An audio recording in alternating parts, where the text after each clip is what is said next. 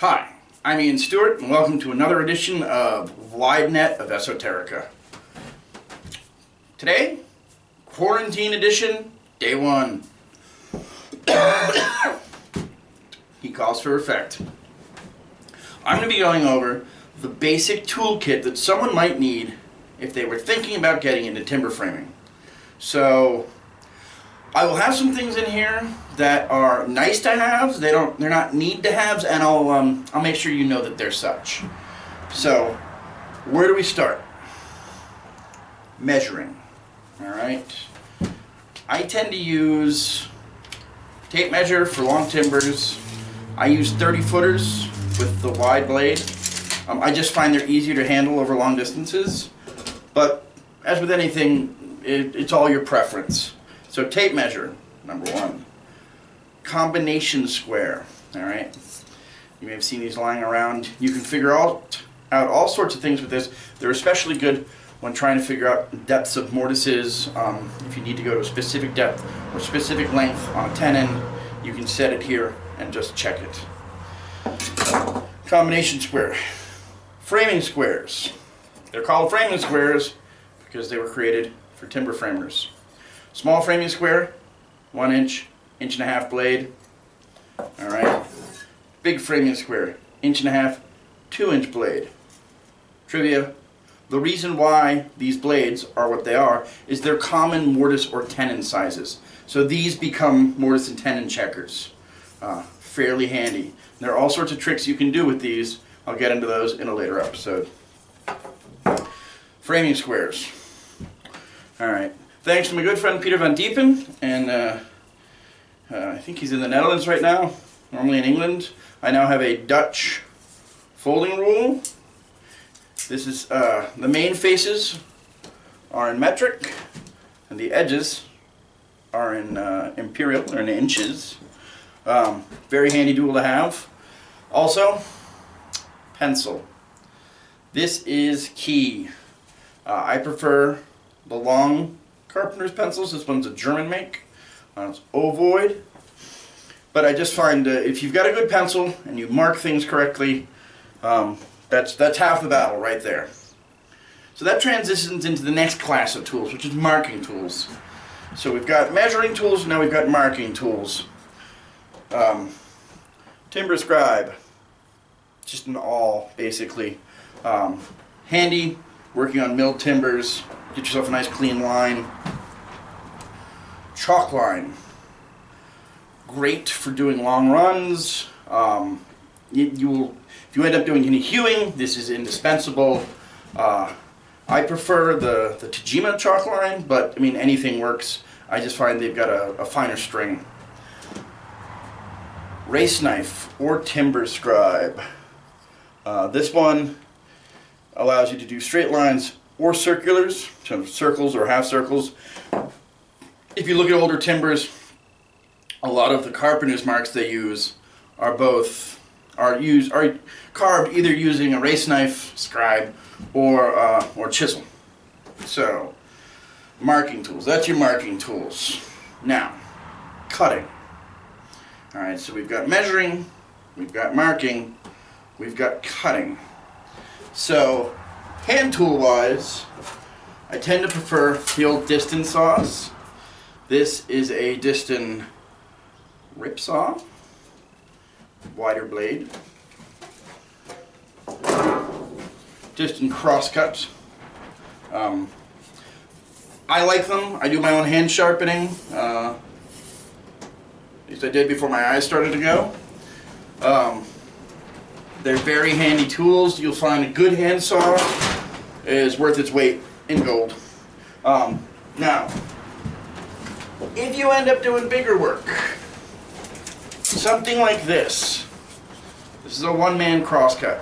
It can be turned into a 2-man. This handle is removable and come in the back. It's currently set up as a 2-man saw. This, if you're out in the woods, or if you're in a place where there's no power, or you just don't want to deal with the noise of a generator or a circular saw, this does a great job. Very quick work. So those are your basic cutting tools. Now, you've got cutting, you've got measuring, you've got marking, you've got cutting. There's chopping. Now I tend to use my general felling axe for a lot of the work. This is my carpenter's axe. Very handy. Can also be used as a hammer. The pole is specifically designed to be used as a hammer. Most axes are not. This is my Swedish broad axe.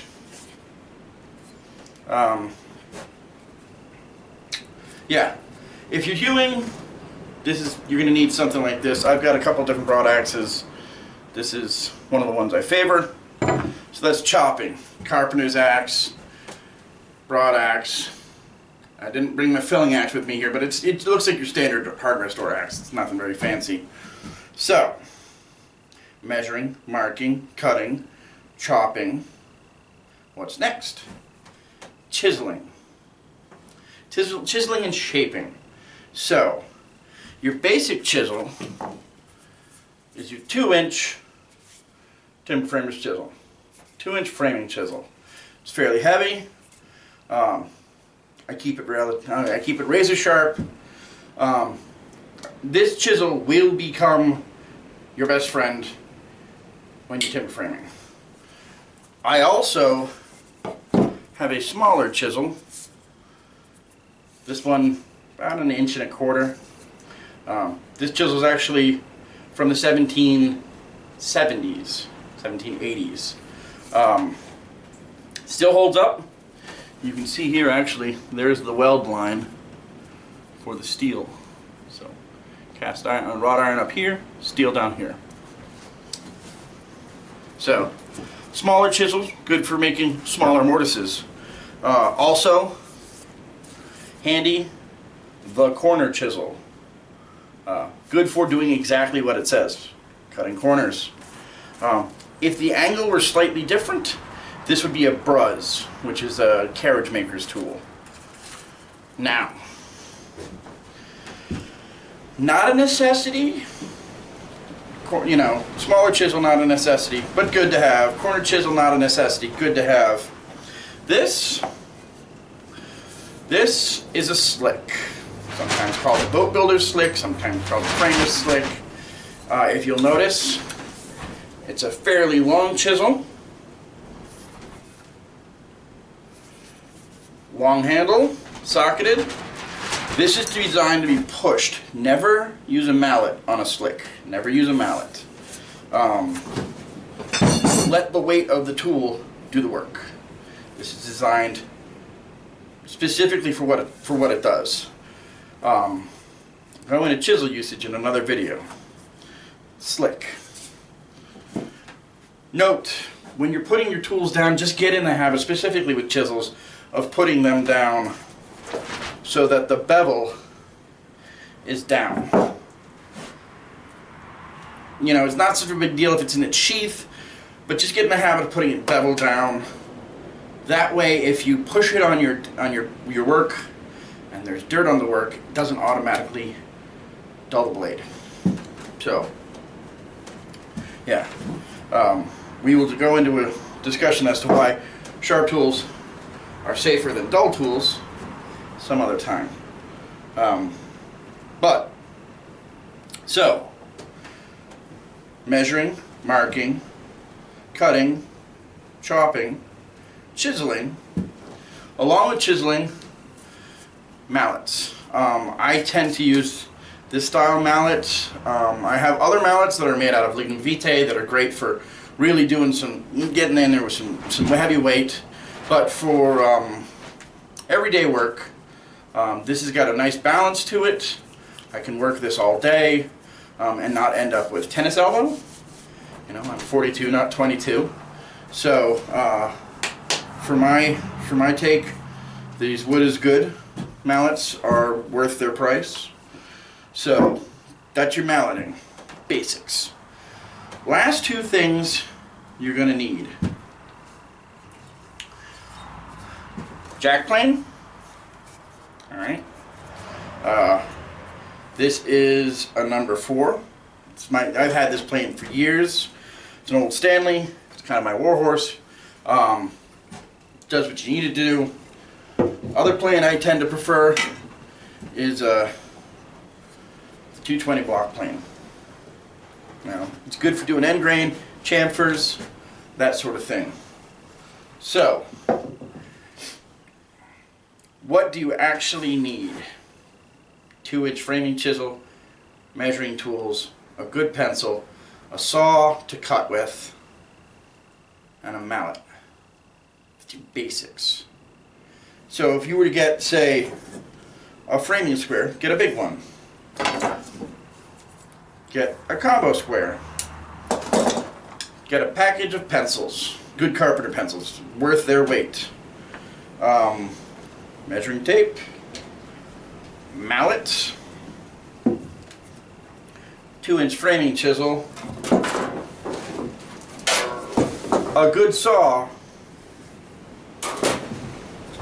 a jack plane, and a block plane.